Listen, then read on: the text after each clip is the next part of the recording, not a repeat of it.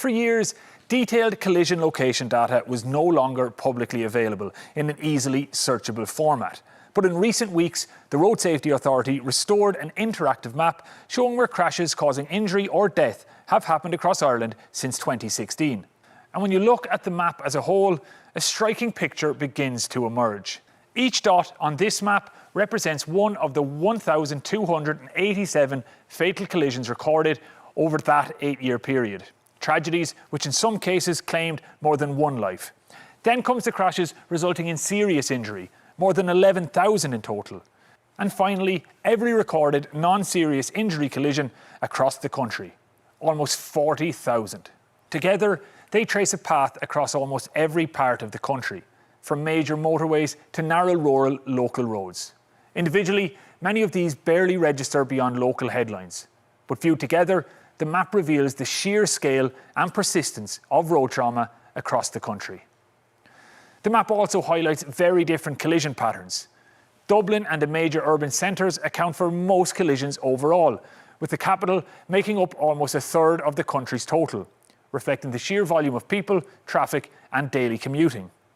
But in more rural parts of the country, collisions are more likely to have devastating consequences. In Monaghan and Mayo, for example, around 1 in 3 recorded collisions resulted in death or serious injury, though those figures come from smaller numbers of crashes overall. Geography is only part of the picture. The data also reveals very different trends depending on the time of the day. This chart shows the total number of recorded collisions across the day. And you can see it builds steadily through the morning, peaking here between 4 and 8 o'clock, when traffic volumes are at their highest. But this second chart tells a different story. It shows the proportion of collisions resulting in death or serious injury. And that peaks here between midnight and 4 a.m. While there are fewer collisions during the early hours of the morning, a higher proportion of those that do happen result in death or serious injury. For experts working in road safety, many of these teams are already familiar. But they say having this data publicly accessible remains critically important. First and foremost, it's important for those who are the custodials of a road network that they can actually not only use anecdotal data, but have real data to back up the evidence of a particular problem at a junction, or visibility issues, or maybe signage or bends or whatever, and investigate that. But also from a long-term planning point of view, to plan road safety improvements, including low-cost improvements on some of our local roads and regional roads, and right up to the larger scale major safety improvements that are done. The data also reminds us that collisions can have very different consequences depending on the type of road user involved. This chart starts by showing the total number of casualties recorded for different type of road users. Drivers account for by far the largest number overall. Passengers, pedestrians and cyclists also make up significant proportions of the total. But when we shift from the total number of casualties to the proportion resulting in death or serious injury, a very different picture emerges. Motorcyclists stand out clearly, with nearly half of all recorded motorcycle casualties resulting in death or serious injury, more than 3 times the rate for drivers. E-scooters also appeared relatively high on the severity scale, though from a much smaller number overall. Behind every data point, every chart and every percentage is a person. Many of these patterns are already well known, but with 188 people killed on Irish roads last year and already 66 dead this year, the question now is why, despite years of campaigns, enforcement and policy interventions, so many of these trends continue to repeat themselves.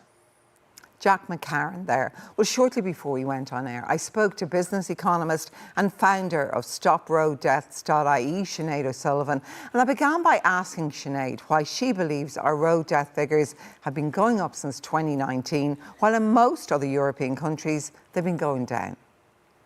Yeah, it's a great question. There's, in fact, now I think it's a 43% difference between Ireland's numbers and the average across Europe. So we're doing a really bad job. If we look at who's involved in road safety in Ireland, you have many organisations and bodies. You have the RSA that does the driving tests and awareness campaigns, the Department of Transport that writes the policy around it, the Gardaí obviously handle the enforcement, the TIA manages national roads. You have then on top of that 31 local authorities who manage 94% of the road network. And then you have the Minister of State who chairs the quarterly road safety meetings. Now, if you're any good at counting, you'll have learned now that there are 6 different bodies, but not a single one of them is actually accountable for the number of deaths in any given year. When I met with the Department of Transport in March, I actually asked them directly, who is it that is ultimately responsible for lowering the number of deaths? And their answer was, the minister is responsible for the rolling out of the strategy, but not for the number of deaths. Which means in Ireland, we are in the unfortunate situation where nobody is responsible for the outcome, just of the process. And when I pushed them on this, I asked them, do you think the strategy is working? And they said yes. I then asked, how do you know if it's working if the number of deaths are increasing, not decreasing? Are there performance indicators around this? And they couldn't answer me. So, Sinead, do you think the real problem then is if no one is meant to be overall responsible and there's so much fragmentation, that's adding to the problems of our system? Yeah, of course. I mean, we can look at the difference between Ireland adopting what is called Vision Zero and other countries that are adopting Vision Zero and actually enforcing it.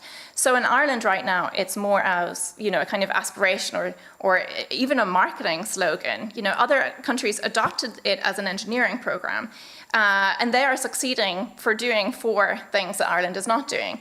The first, as you've kind of alluded to just now, is that they appointed a single body that holds the target and the responsibility, and they're held accountable to that. This body reports to Parliament every year, sometimes even more, on whether the deaths are increasing, decreasing, and importantly, why. Ireland has a quarterly meeting with no published outcomes. Second is that they deployed speed cameras at scale. So Finland has over 1,100 now. Sweden has nearly 2,500, and Ireland has 14. That's not 1,400, just 14. And on top of that, to add insult to injury, we spend 17 million euros a year on mobile vans that actually cost more than the fines they collect, and not even sitting TDs can see what is in this lucrative contract.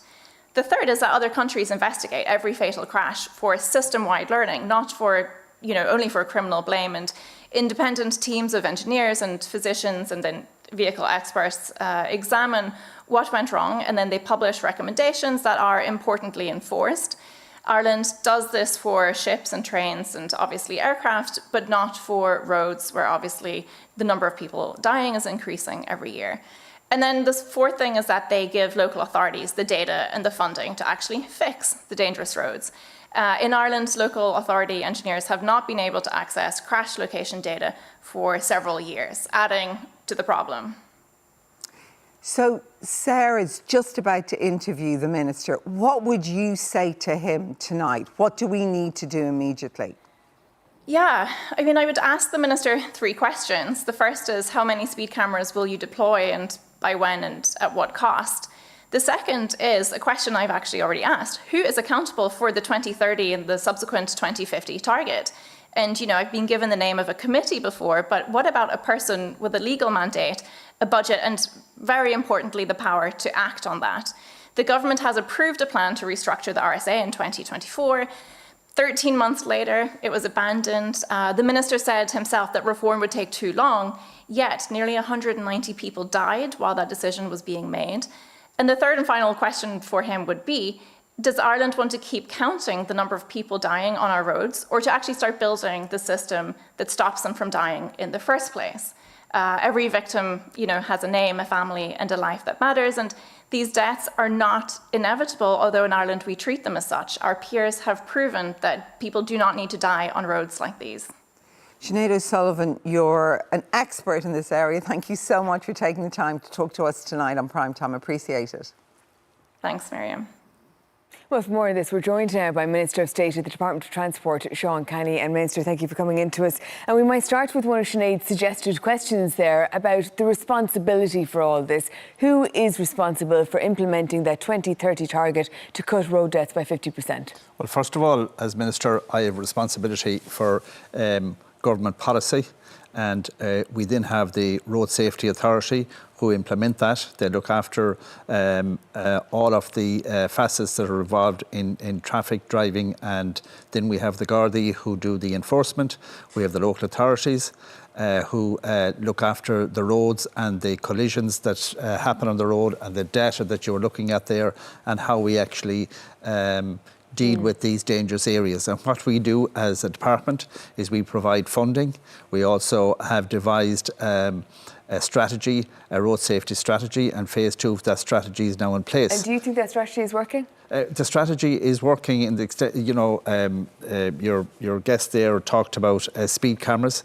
I've initiated a strategy on speed cameras, I'll get to that in a second, which are now being put in. And is that why you think the strategy is working? Is because you have a policy on speed cameras? No, not at all, Sarah. Look, this is very serious. There are lots of moving parts in all of this, and every life that's lost is not, it's a family that is suffering, it's a community. Everybody who gets a life-changing injury is also suffering. I think everyone suffering. around the country understands that, because this has touched so many people's lives and continues to do so. So I suppose the question is, you've outlined the different people who are responsible for cutting road deaths by 2030 by 50%. It seems very clear at this point we're unlikely to reach that target. So when we don't, who is responsible? Who is accountable at that point? Or is it that everybody's responsible, so nobody's responsible? No, I will take ultimate responsibility when I am minister, okay? And secondly, I would say that it is very easy to say that our numbers are rising, which they are. But also, if you look at the stats from across Europe, we have gone from the 7th best to the 5th best in terms of deaths per head of capita.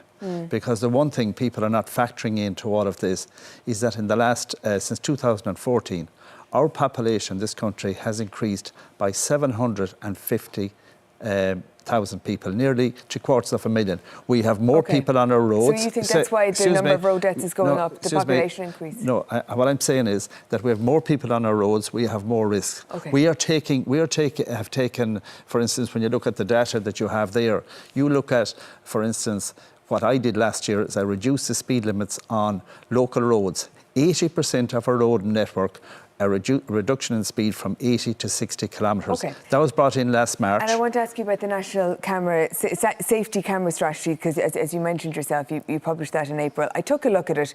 It doesn't mention how many cameras are going to be deployed, when they're going to be deployed, or how much this is going to cost, or what budget there is for it. Well, what I would say to you on that is that we're providing funding to put in these cameras. We're putting them in places where we're targeting at the moment. We will be building on the number of cameras that are going in. The important thing here is that this camera strategy was announced in April, and I have charged the TII, NTA and the Gardaí to put the systems in place so that we can actually increase the number of cameras we have. Funding is there for wherever we decide to put the cameras and we get them out. And the document says it might be feasible to put in place 10 to 20 cameras a year. Not even 24/7 cameras, limited, targeted cameras, 10 to 20 a year. If we do it at the maximum of 20 a year, it's going to take us 60 years to catch up to where Finland is now. It is, but what I would say to you is that there's more things being done in order to, with technologies, to make sure that we are actually reducing the speed, we're making our roads safer, and as well as that, is this not an urgent, serious problem? How does that speak to the government taking this as an urgent, serious problem? 20 cameras a year. Yeah, and I take it as being urgent because that's not the only thing that's been done. And if you let me complete what we are doing right now, we are at the moment reducing our speed limits in our urban areas from 50 down to 30. That's going to be in place by next March. But wouldn't it help to have the cameras to enforce it? Absolutely, and cameras will go in place under the strategy. But we have more than that to do as well, because we have to start off, if you take the very start of it, what have we to do? We have to educate our young people. You see the stats that are coming through there. We have an education programme which is within the RSA, which has been expanded to all schools. We're also doing a TY programme in all of our schools. We're doing all of that. We also have the issue of enforcement of safety on our roads. All right, Minister, thank you very much for joining us on the programme this evening. Miriam.